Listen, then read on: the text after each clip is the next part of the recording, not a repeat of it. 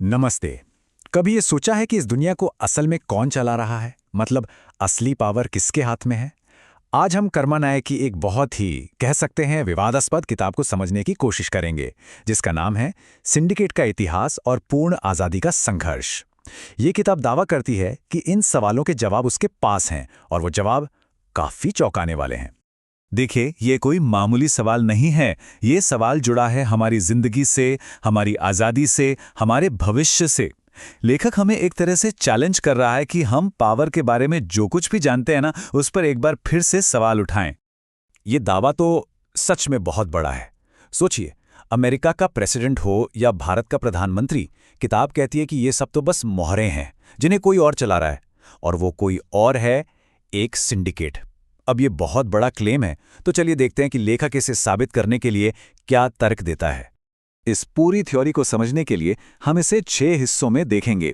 शुरुआत करेंगे सिंडिकेट के उस अदृश्य जाल से, फिर समझेंगे कि सत्ता को लेकर इनकी भूख कैसी है, और फिर लेखक गुलामी के जो प्रतीक बताते हैं उन ठोस उदाहरणों पर भी नजर डालेंगे, और आखिर में देखेंगे कि सच्ची आज़ादी का रास्ता क्या बताया गया है। तो सबसे पहला सवाल, आखिर ये सिंडिकेट है क्या?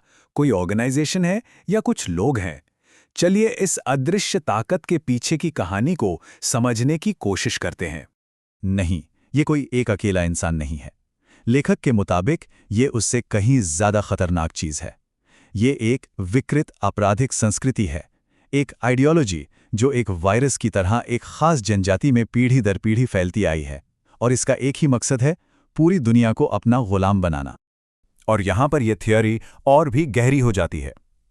लेखक का तर्क है कि यह सब कुछ यूरेशिया की एक ही जनजाति से शुरू हुआ। इसकी एक ब्रांच पश्चिम की तरफ गई और उसने नस्लवाद फैलाया, गोरे काले का भेद, और दूसरी ब्रांच पूरब की तरफ आई और उसने जातिवाद को जन्म दिया, ऊंच नीच का भेद।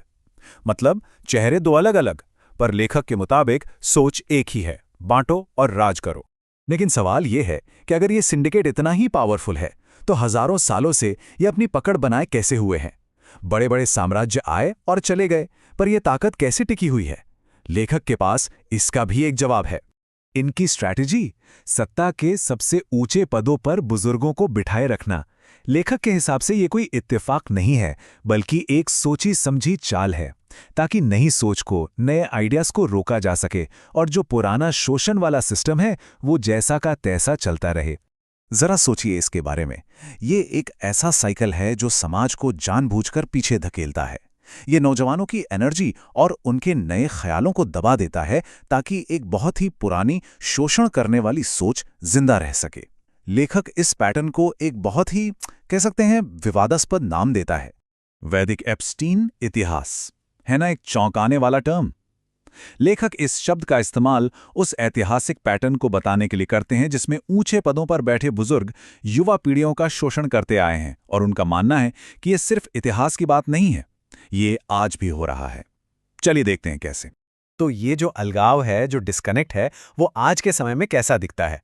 लेखक इसे एक बहुत ही सीधे और पावरफुल सिंबल के जरिए समझाता है। एक ऐसी चीज जो करोड़ों लोगों की रोज की सच्चाई है। 5 किलो, ये सिर्फ एक वजन नहीं है, ये किसी इंसान के लिए एक महीने का गुजारा है।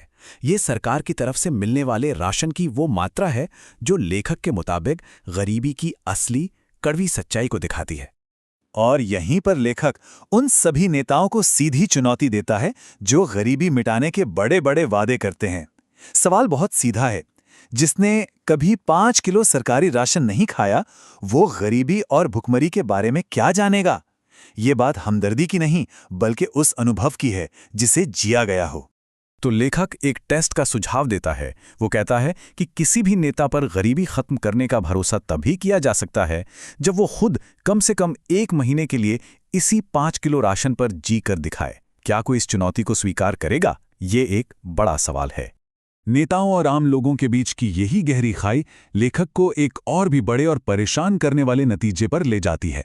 वो ये कि जिसे हम आज़ादी कहते हैं, वो बस एक धोखा है। असली गुलामी तो आज भी हमारे चारों तरफ है, और उसके सबूत हमारी आंखों के ठीक सामने हैं। लेखक 3 पावरफुल सिंबल्स की तरफ इशारा करता है। पहला, ताजमहल, जो जजिया टैक्स लगाने वाले विदेशी हमलावरों का प्रतीक है। दूसरा, एटिला महल, जो जाति व्यवस्था बनाने वाले यूरेशियाई हमलावरों का प्रतीक है। और तीसरा, हमारी न्यायपालिका, जो यूरोपीय हमलावरों द्वारा छोड़े गए ब्रिटिश सिस्टम का प्रतीक है। लेखक की नज़र में ये गुलामी के वो 3 स्तंभ हैं जो आज भी खड़े हैं। तो अगर ये सब गुलामी है, तो फिर सच्ची आज़ादी आखिर दिखती कैसी है? इस पूरी निराशा भरी तस्वीर के बाद लेखक भविष्य के लिए एक विजन, एक लक्ष्य भी सामने रखता है। लेखक के लिए असली लक्ष्य है पूर्ण स्वतंत्रता। और इसका मतलब सिर्फ राजनीतिक आज़ादी नहीं है। इसका मतलब है शंबुक एकलव्य का शासन। यानी इस धरती के जो मूल निवासी हैं, रक्षक समाज, उनका शासन। ये पावर स्ट्रक्चर को पूरी तरह से पलट देने की बात है। लेकिन इस लक्ष्य के रास्ते में सबसे बड़ी रुकावट क्या है? कोई बाहरी दुश्मन नहीं। लेखक के मुताबिक सबसे बड़ी रुकावट वो लोग हैं जो ये मानकर बैठे हैं कि देश तो आज़ाद हो ही चुका है। ये एक दिमागी गुलामी है जो सबसे ज्यादा खतरनाक है। और आखिर में लेखक हमारे सामने एक बहुत बड़ा सवाल छोड़ जाता है, जिस पर हमें सोचना है, क्या आज सच में शंभूक एकलव्य का राज स्थापित हो चुका है, या हम आज भी उन्हीं कथित कबीलाई देवताओं के वंशजों के राज में जी रहे हैं? इसका जवाब हम सबको खुद खोजना होगा। अगर इन बातों ने आपको सोचने पर मजबूर किया है और आप कर्मा नायक के काम को और गहराई से जानना चाहते हैं, तो यहाँ कुछ तरीके हैं जिनसे आप उनसे जुड़ सकते हैं। आप उन्हें Amazon और Google प्ले बुक्स पर पढ़ सकते हैं और अलग-अलग सोशल मीडिया प्लेटफॉर्म्स पर भी फॉलो कर सकते हैं। तो ये था कर्मा नायक की किताब सिंडिकेट का इतिहास और पूर्ण आज़ादी का संघर्ष के मुख्य तर्कों का एक विश्लेषण। अब आप इन विचारों से सहमत हों या ना हों, एक बात तो तय है, ये हमारी सत्ता, इतिहास और आज़ादी की समझ को चुनौती जरूर देते हैं। हमारे साथ इस विश्लेषण में शामिल होने के लिए धन्यवाद। सोचते रहिए।